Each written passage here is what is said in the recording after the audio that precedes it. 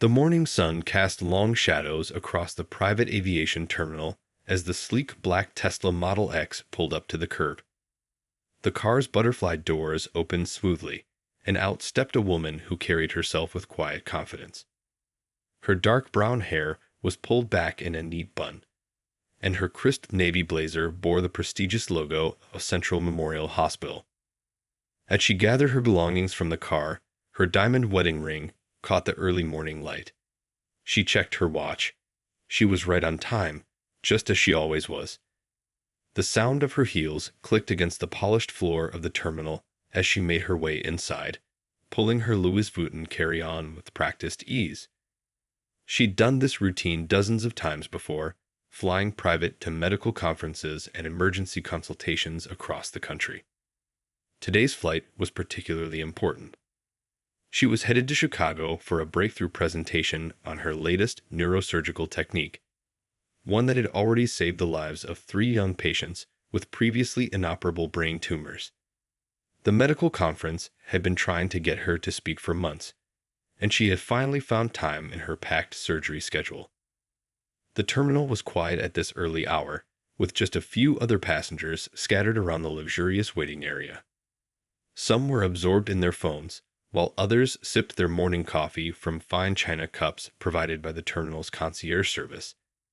The familiar scent of freshly brewed coffee and leather seats filled the air, usually a comforting reminder of countless successful trips. She reached into her designer bag and pulled out her credentials, her hospital department head badge, pilot-approved flight documentation, and multiple forms of government ID. Everything was meticulously organized in a leather portfolio, just as it had been for her last 16 private flights. She had learned early in her career that being over-prepared was never a disadvantage. Through the floor-to-ceiling windows, she could see her chartered jet being prepared for departure. The ground crew was conducting their final checks, and the early morning light glinted off the plane's pristine white exterior. In just a few hours, she would be sharing her groundbreaking research with some of the top minds in neurosurgery. As she approached the security checkpoint, she noticed a new face behind the desk, a security guard she hadn't seen during her previous flights. She gave him a polite smile, the same one she had perfected over years of dealing with patients and their families, a smile that usually put people at ease. But something felt different this time. The guard's expression remained stony, his eyes narrowing as she approached. She could feel the weight of her accomplishments with every step. 15 years of medical practice, over 1,000 successful surgeries, and 3 published papers in leading medical journals. Her hospital ID badge swayed slightly as she walked, the words Chief of Neurosurgery clearly visible below her name and credentials. The sound of jets taking off in the distance provided a steady backdrop as she prepared to present her documentation. She'd played this scene countless times before. A quick verification, a professional nod, and she'd be on her way to share the medical breakthrough that could change countless lives. But as she placed her documents on the counter, she noticed something shift in the guard's demeanor. His body language changed, becoming more rigid, his expression hardening into something she had seen before, but had hoped not to encounter here, not in this space she had come to consider a second home in her frequent travels. She took a deep breath, reminding herself of all the patients waiting for her research, of all the lives that could be saved by her new technique. Whatever came next, she would handle it with the same grace and professionalism that had guided her through 2 decades in medicine. What she didn't know was that the next few moments would test that resolve in ways she hadn't experienced in years, turning what should have been a routine morning into something that would spark a national conversation about privilege, prejudice, and power in unexpected places. The security guard picked up her credentials with 2 fingers, as if holding something distasteful. "These don't look right to me," he said, his voice carrying across the quiet terminal. A few heads turned their way, but most travelers remained absorbed in their own worlds of smartphones and coffee cups. She blinked, momentarily taken aback. In all her years of traveling, no one had ever questioned her documentation. "I'm sorry," she said, keeping her voice steady, "but those are my official credentials. I've flown from this terminal many times before. The guard's mouth twisted into something between a smirk and a frown. Yeah, well, I find that hard to believe. He made a show of examining her hospital ID badge, turning it over in his hands. Chief of Neurosurgery? At Central Memorial? His tone made it clear what he thought of that. A familiar weight settled in her stomach, one she hadn't felt since her early residency days when patients would mistake her for a nurse or ask to speak to the real doctor. She'd hoped those days were behind her, but here it was again, that same old dance. Yes, that's correct, she replied, pulling out her phone. Would you like to check the hospital's website? My profile is right there on the department page. She kept her voice professional, though her heart was beginning to race. Her flight was scheduled to leave in 40 minutes, and she couldn't afford to miss it. The guard pushed her credentials back across the counter without even glancing at her phone. Look, I don't know how you got these, but people who fly private jets, well, he paused, looking her up and down, they usually look different. You understand what I'm saying.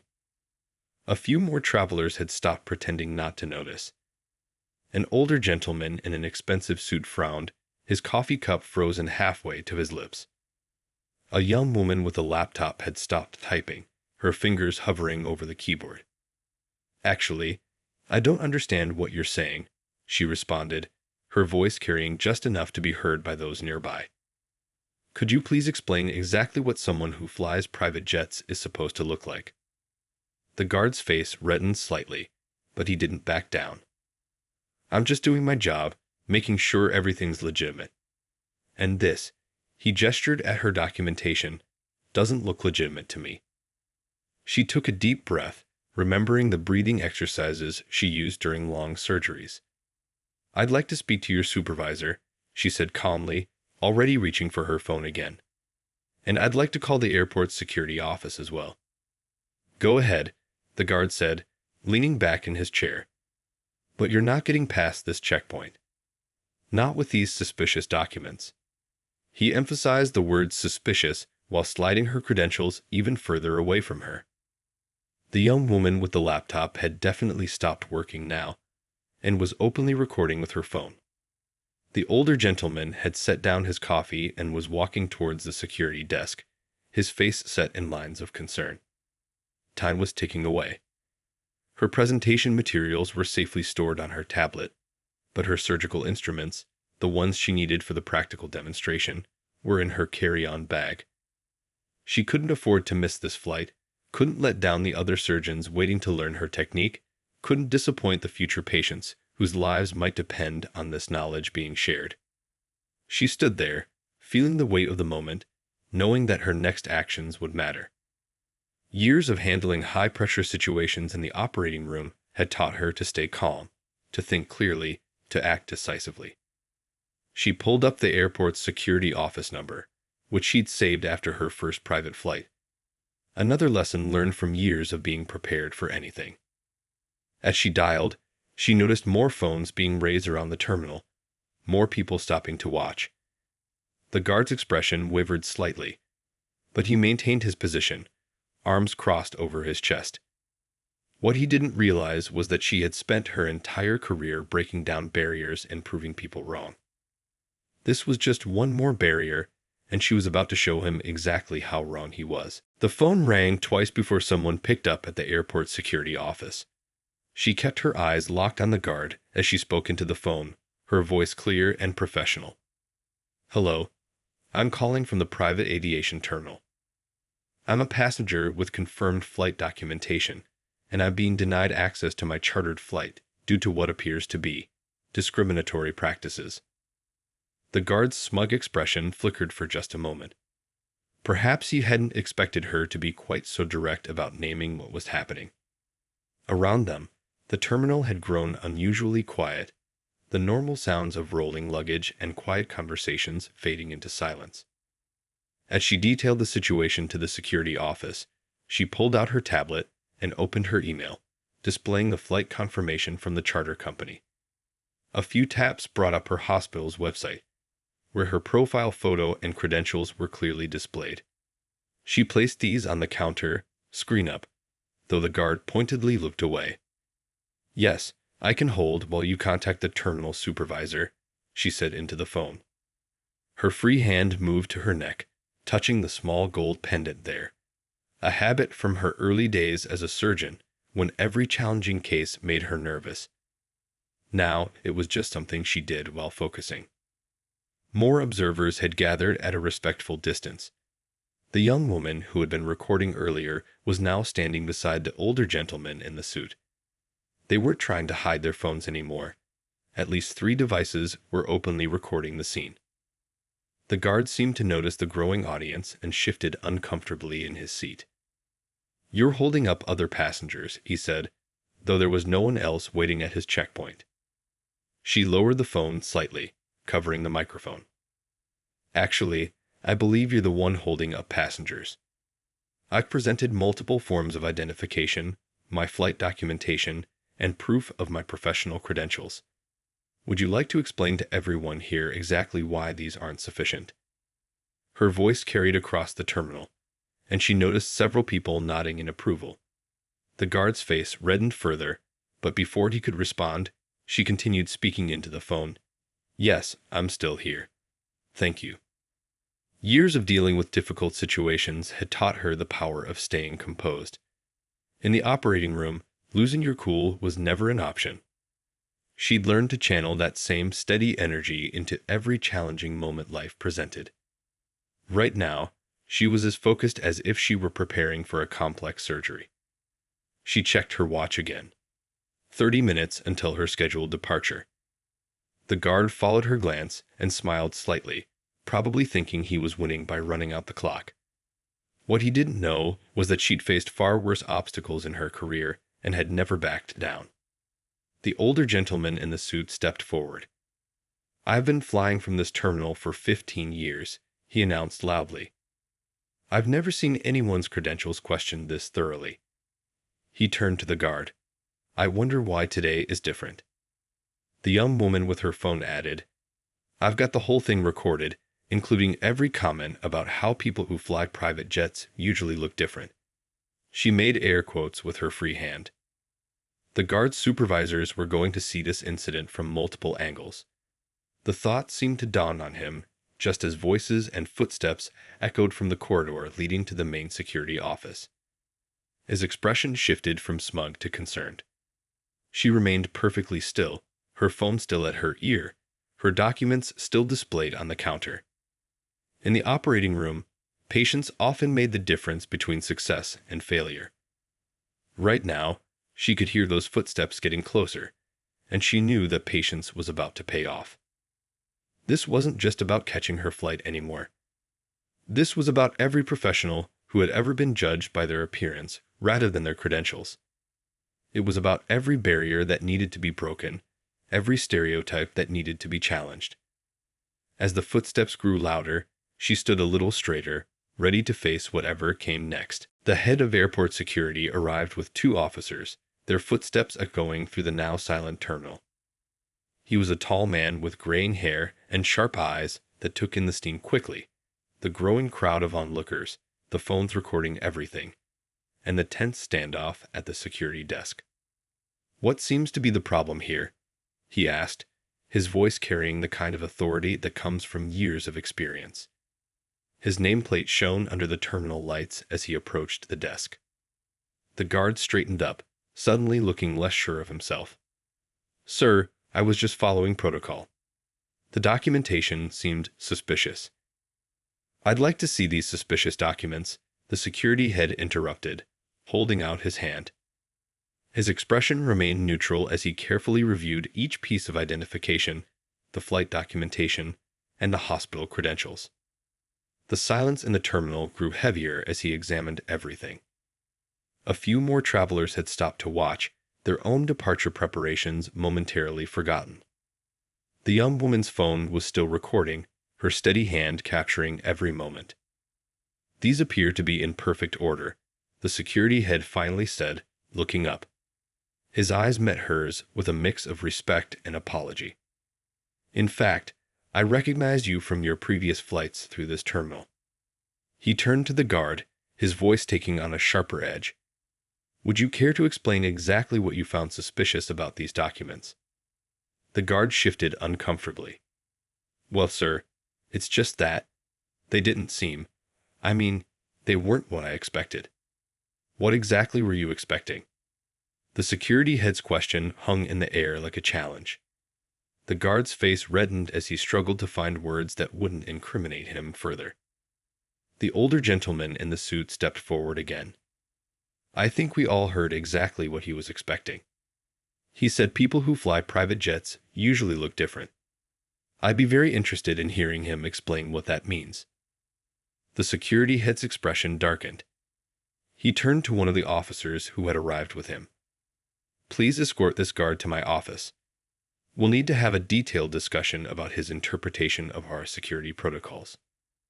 As the guard was led away, his former confidence completely deflated, the security head turned back to her. I want to personally apologize for this incident. This is not what our airport stands for, and there will be consequences. He gestured to the remaining officer. Please escort our passenger to her aircraft. I'll be reviewing the security footage and witness statements immediately. The young woman with the phone stepped forward. I have the whole interaction recorded, if that would be helpful for your investigation. Several other travelers nodded, indicating they had footage as well. Looking at her watch, she saw that her flight was now delayed by 20 minutes. The security head noticed her concern. I've already radioed ahead to your pilot. They're waiting for you, and we'll expedite your departure to make up for this delay. As she gathered her belongings, the other travelers in the terminal began to applaud. It wasn't loud or dramatic, just a quiet showing of support and respect. The older gentleman raised his coffee cup in a small salute. The remaining officer stepped forward to escort her, but it wasn't about simply getting to her flight anymore. She turned to the security head. I appreciate your swift response, but I hope this incident leads to real changes. How many others have faced similar treatment, but weren't in a position to stand up for themselves? The security head nodded solemnly. You have my word that this will be addressed at every level. Would you be willing to provide a formal statement when you return from your conference? Your input could help us improve our training and procedures. As she walked toward her gate, surrounded by supportive glances from other travelers, she felt a mix of emotions. There was relief at the resolution, satisfaction at standing her ground, but also a touch of sadness that such incidents still happened in today's world. Yet the response from everyone around her, from the security head to the other travelers, gave her hope that change was possible, one stand at a time. The walk to the aircraft felt different than any other time she'd made this journey. The officer accompanying her kept a respectful pace, occasionally glancing at her with what looked like admiration. The morning sun had risen higher now, casting long shadows across the tarmac as ground crew members prepared other planes for departure. I've worked here for 6 years, the officer said suddenly, breaking the silence. Never thought I'd see someone handle a situation like that with such grace. He held the door open as they stepped onto the tarmac. Most people either get angry or give up. You did neither. She adjusted her grip on her carry-on bag, thinking about his words. Sometimes the most powerful response is to simply stand your ground quietly, she replied. In my operating room, staying calm under pressure isn't just helpful, it's essential. As they approached her chartered jet, she could see the pilot standing at the foot of the stairs, checking his watch. When he spotted them, his expression shifted from concern to relief. We were worried about you, he called out. The tower radioed about a security incident. Before she could respond, a golf cart came zooming across the tarmac. The security head had arrived, slightly out of breath, holding a folder. One moment, please, he called out, hurrying toward them. The pilot looked curious but patient as the security head caught up to their small group.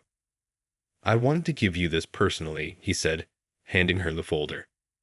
It's a formal letter of apology from the airport authority, along with my business card.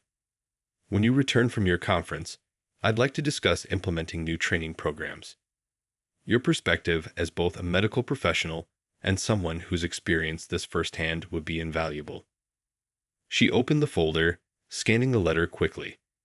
The apology was direct and unequivocal, acknowledging the discriminatory nature of the incident without any attempt to minimize it. "Thank you," she said, meeting his eyes. "I'll be in touch." The pilot cleared his throat politely. "We can make up the lost time in the air," he said. "Weather's good all the way to Chicago." He reached for her carry-on bag, but she held onto it carefully. "Surgical instruments," she explained with a small smile. "I'd never let them out of my sight." The pilot nodded in understanding, gesturing toward the stairs instead. As she placed her foot on the first step, the young woman from the terminal came running out, still holding her phone. "Wait," she called out. "I've uploaded the video, and it's already getting attention. People need to see this. Need to see how you handled it, how things can change when we stand up the right way." The security head looked concerned for a moment, probably thinking about the airport's reputation, but then he nodded. "She's right. Change happens when people see it's possible." Standing on the stairs of her private jet, briefcase in one hand and the folder of apology in the other, she felt the weight of the moment.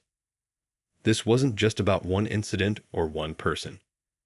It was about showing others that they could stand their ground with dignity, that support could come from unexpected places, that change could happen in real time if you stayed true to yourself. "Thank you all," she said, looking at each person gathered below. The officer who'd escorted her, the security head who'd made it right, the young woman who'd documented everything, and even the pilot who'd waited patiently. Sometimes the hardest moments lead to the most important changes. As she climbed the remaining stairs, the morning sun caught her hospital department head badge, making it shine. Inside the plane, her seat waited with her medical journals and presentation notes spread out, ready for review during the flight. But for just a moment, she paused in the doorway, turning back to see the small group of people still watching from the tarmac. They weren't just witnesses anymore. They were part of something bigger, a small but significant moment of change at a private airport on an ordinary morning that had turned out to be anything but ordinary. The video spread faster than anyone expected. By the time her plane landed in Chicago, her phone was buzzing with notifications. The young woman's recording had gone viral, picked up by news outlets, and shared thousands of times across social media platforms. But what caught people's attention wasn't just the discrimination, it was how she had handled it. In her hotel room that evening, after delivering her presentation on the new surgical technique, she sat down to watch the full video for the first time. It was strange seeing herself on screen, standing calmly at security desk, her voice steady and professional even as the guard tried to dismiss her. The comments under the video were flooding in by the hundreds. "This is how you stand up for yourself with dignity," one comment read. Another said, "Watch how she never loses her cool, but doesn't back down either. Pure class." A third comment caught her eye. "As a young medical student, seeing this gives me hope. Thank you for showing us how to handle these situations."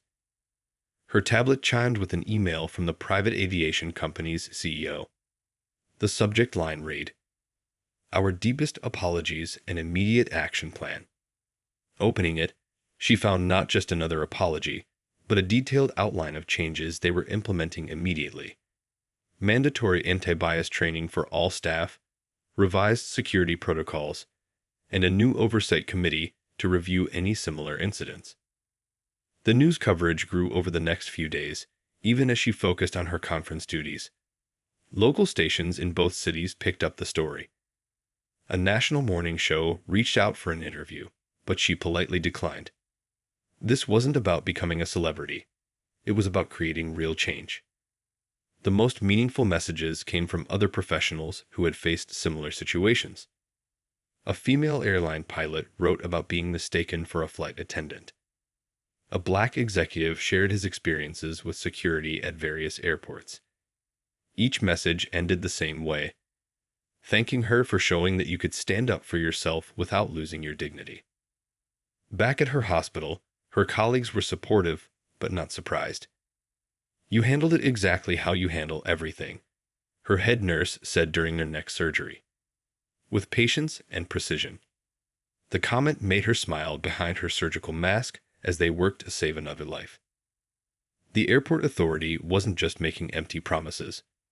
Within a week, they had fired the discriminatory guard and started reviewing all their security procedures. The head of security called her personally to discuss the new training program they were developing. He wanted her input on how to teach staff to recognize and overcome their unconscious biases. The young woman who had recorded the video reached out through social media. Her message was touching. "I've always tried to speak up when I see something wrong, but I never knew how to do it effectively. You showed me that power doesn't always come from being the loudest voice in the room. Sometimes it comes from being the steadiest." Her husband noticed she was quieter than usual one evening at dinner. "You're thinking about it again?" he asked, reaching for her hand across the table.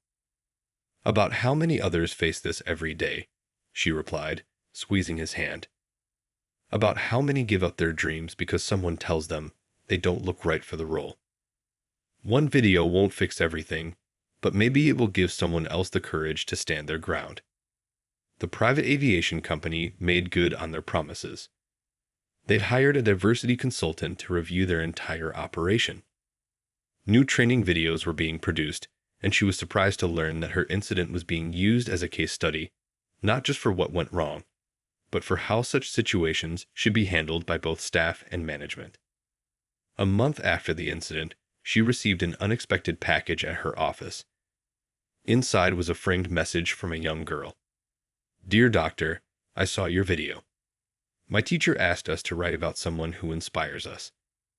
I wrote about you because you showed me that I can be anything I want to be, and nobody can tell me I don't look right for it. Thank you for being brave." She hung that letter in her office, right next to her medical degrees and certificates.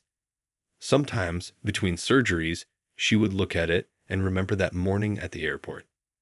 Change, she had learned, often came not from grand gestures, but from quiet moments of standing firm, from refusing to let someone else's prejudices define your path. 3 months after that morning at the airport, she found herself standing in a different kind of spotlight.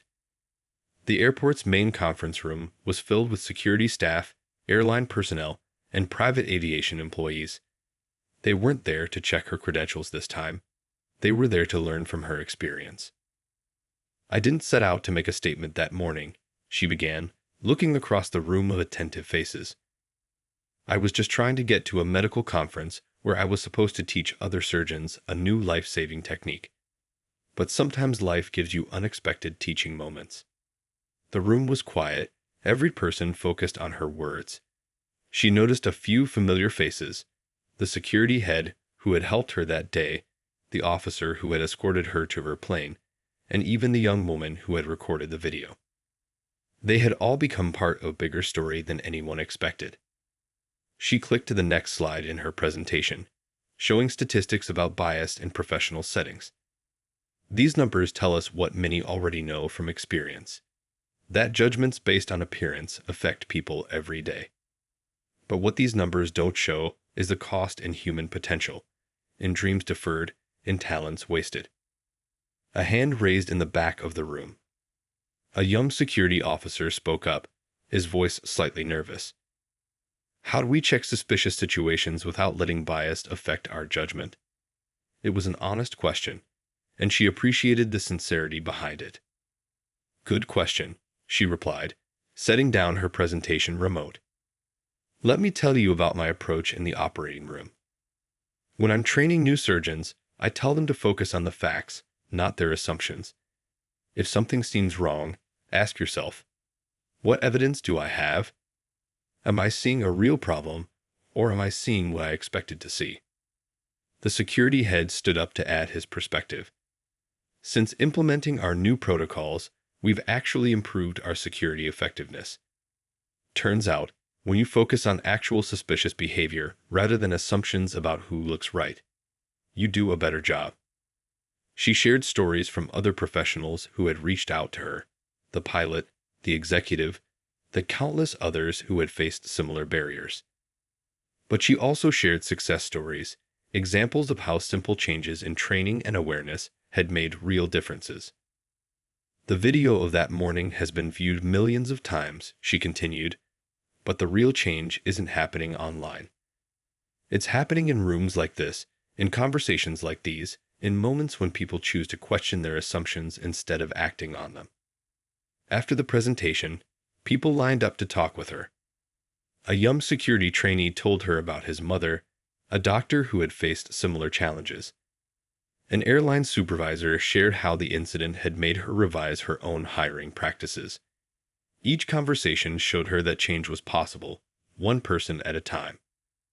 As she packed up her presentation materials, the security head approached with news. Our incident reports of bias-related complaints have dropped by 60% since we implemented the new training program. But more importantly, our positive feedback has increased. People feel more respected, more welcome. Outside the conference room, the afternoon sun streamed through the terminal's windows, reminding her of that morning 3 months ago. But the terminal felt different now. New signs about respect and inclusion hung on the walls. Security staff greeted travelers with professional courtesy regardless of their appearance. Small changes, but meaningful ones. Her phone buzzed with a message from the hospital. Another emergency surgery needed her attention. As she headed for the exit, she passed the security checkpoint where it had all started. A different guard sat there now, one who had been in today's training session. He gave her a respectful nod as she passed. "Thank you for teaching us," he said simply. "I'll remember what you said about evidence versus assumptions." She smiled, thinking about how one morning's confrontation had turned into something much more meaningful. Sometimes change didn't come from grand gestures or dramatic showdowns. Sometimes it came from quiet persistence, from standing your ground with dignity, from turning difficult moments into opportunities for education. As she stepped out into the sunlight, she thought about all the people who would pass through these doors in the future. They wouldn't know about the incident that had sparked these changes, but they would experience the results.